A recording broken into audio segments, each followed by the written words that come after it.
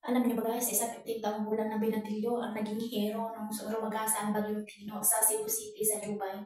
Si J-Boy Magtaro ay 15 taong gulang lamang ang nagligtas ng 50 kataong buhay habang lumalagasa ang Bagyong Tino. Hindi niya alintana ang lakas ng hangin at ang lakas ng baha. Ang gusto lamang niya ay makaligtas ng buhay ng kanyang mga kababayan sa kanilang lugar sa Dubai.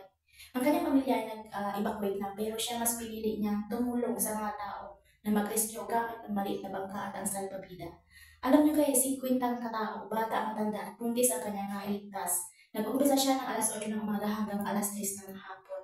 Saludo ako sa batang ito dahil sa murang edad niya ay mas pinili niya makatulong sa mga kababayan natin na sa kanta ng bagyo nung rumaragang sa Antino. Hindi niya kailangan ng kapa para lamang maging isang bayani. Sana marami pang tumula sa kanya ng mga kabataan ang piliin ng maging mabuti para sa iba. Grabe guys, nakakabilib ang bata na ito. Sa sobrang lakas ng bagyo, lakas ng baha, hindi siya natakot. Mas pinili niyang i-rescue, tumulong sa mga kababayan niya. Mas gusto niya iligtas ang mga kababayan niya. Grabe guys, at pagkatapos niya mag-rescue na 50 katao guys, tumulong pa siya sa pag-distribute ng mga pagkain sa kanyang mga kababayan na nasalanta ng Bagyong Tino.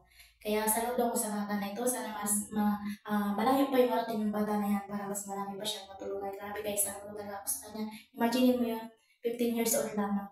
Diba? Hindi talaga sa edad at sa laki na nakikita para maging hero ka. Diba? Para makatulong ka sa iba na kailangan ng tulong. Saludo ako sa bata na yan.